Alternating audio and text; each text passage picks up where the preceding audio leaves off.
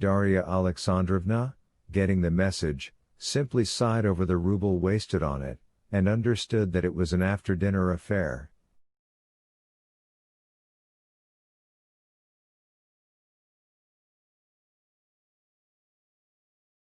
She knew Steva had a weakness after dining for _fair jouer la telegraph.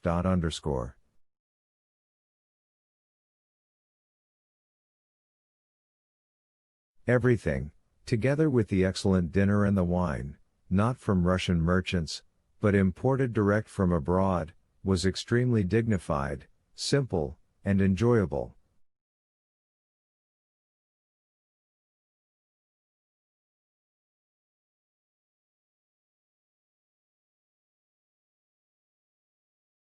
The party, some 20, had been selected by Saviashki from among the more active New Liberals, all of the same way of thinking, who were at the same time clever and well-bred.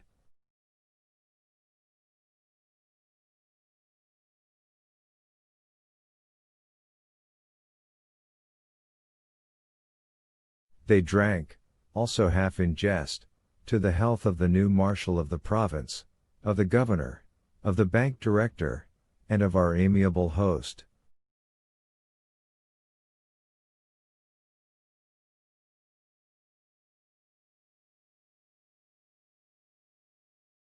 Vronsky was satisfied. He had never expected to find so pleasant a tone in the provinces. Towards the end of dinner it was still more lively.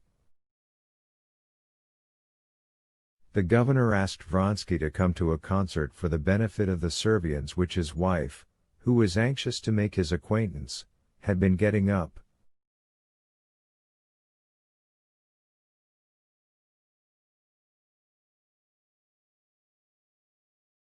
There'll be a ball, and you'll see the belle of the province.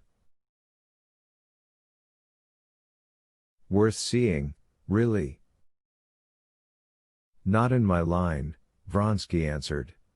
He liked that English phrase. But he smiled, and promised to come.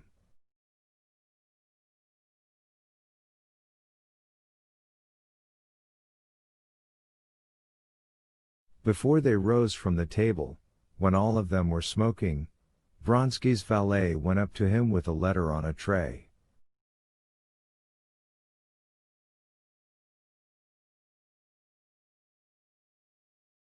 From Vozhedvizhensko by special messenger, he said with a significant expression.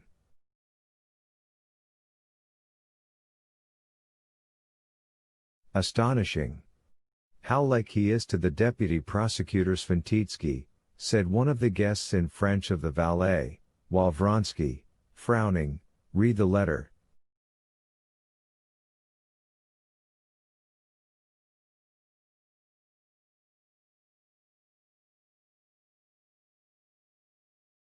The letter was from Anna. Before he read the letter, he knew its contents. Expecting the elections to be over in 5 days, he had promised to be back on Friday.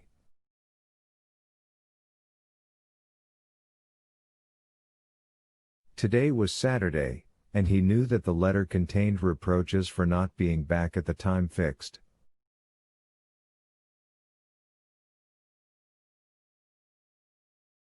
The letter he had sent the previous evening had probably not reached her yet.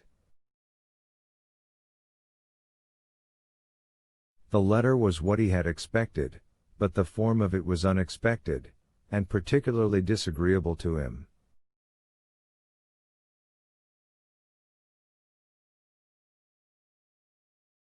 Annie is very ill, the doctor says it may be inflammation.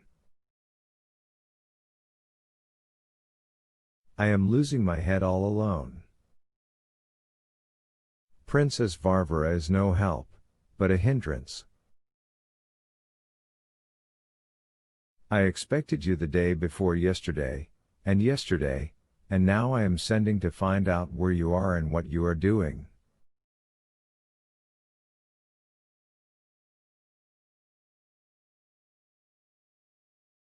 I wanted to come myself, but thought better of it, knowing you would dislike it.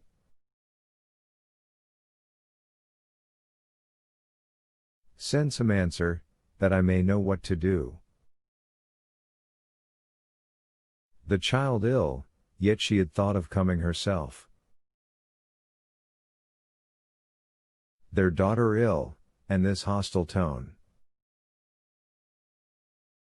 The innocent festivities over the election, and this gloomy, burdensome love to which he had to return struck Vronsky by their contrast.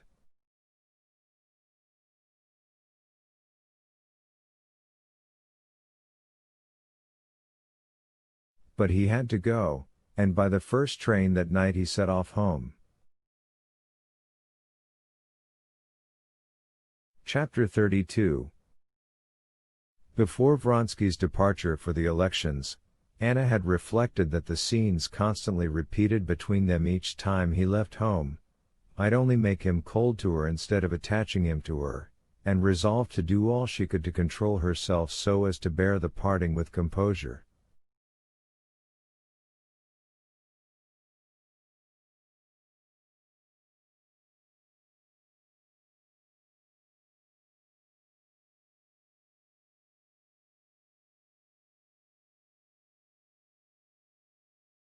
But the cold, severe glance with which he had looked at her when he came to tell her he was going had wounded her, and before he had started her peace of mind was destroyed.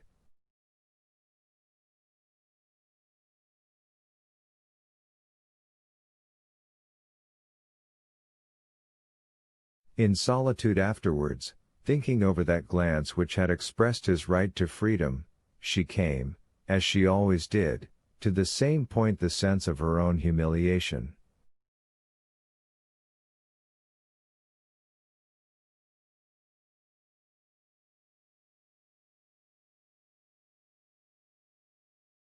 He has the right to go away when and where he chooses.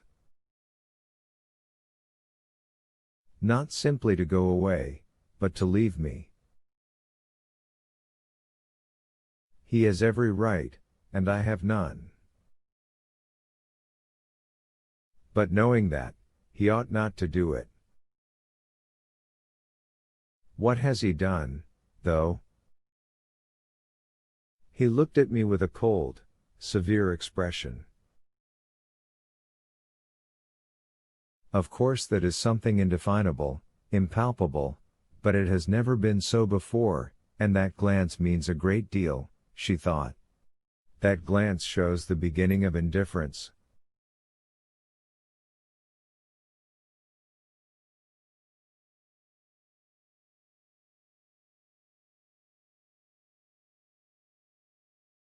And though she felt sure that a coldness was beginning, there was nothing she could do, she could not in any way alter her relations to him.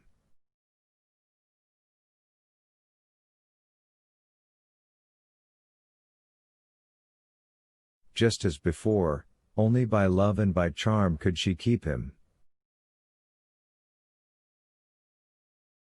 And so, just as before, only by occupation in the day, by morphine at night, could she stifle the fearful thought of what would be if he ceased to love her.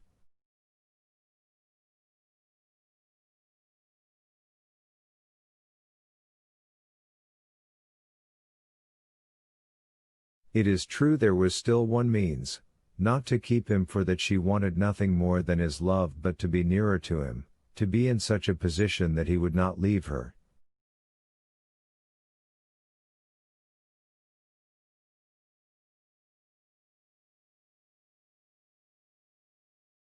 That means was divorce and marriage. And she began to long for that, and made up her mind to agree to it the first time he or Stiva approached her on the subject.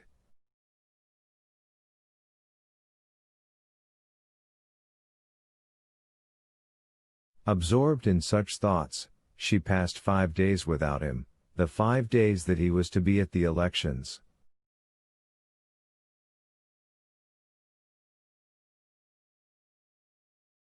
Walks, conversation with Princess Varvara, visits to the hospital, and, most of all, reading of one book after another filled up her time.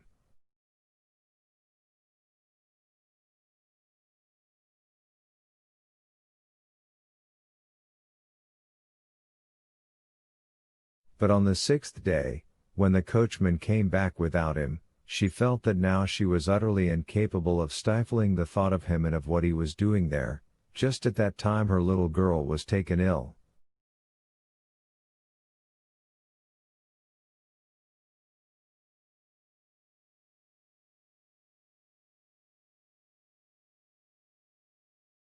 Anna began to look after her, but even that did not distract her mind, especially as the illness was not serious.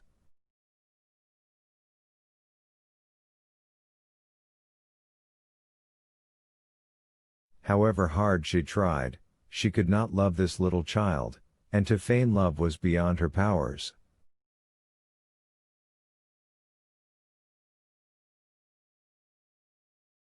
Towards the evening of that day, still alone, Anna was in such a panic about him that she decided to start for the town, but on second thoughts wrote the contradictory letter that Vronsky received, and without reading it through, sent it off by a special messenger.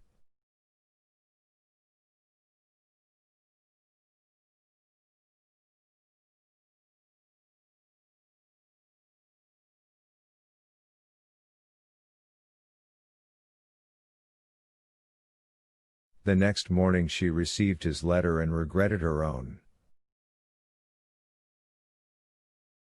She dreaded a repetition of the severe look he had flung at her at parting, especially when he knew that the baby was not dangerously ill.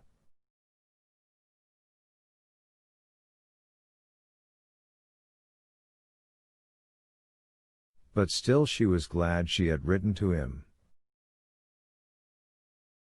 At this moment Anna was positively admitting to herself that she was a burden to him, that he would relinquish his freedom regretfully to return to her, and in spite of that she was glad he was coming.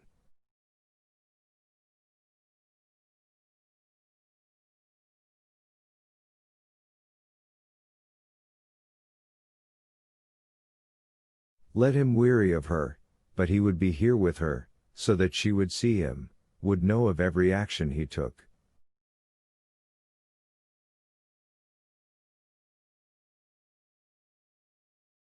She was sitting in the drawing room near a lamp, with a new volume of Taine, and as she read, listening to the sound of the wind outside, and every minute expecting the carriage to arrive.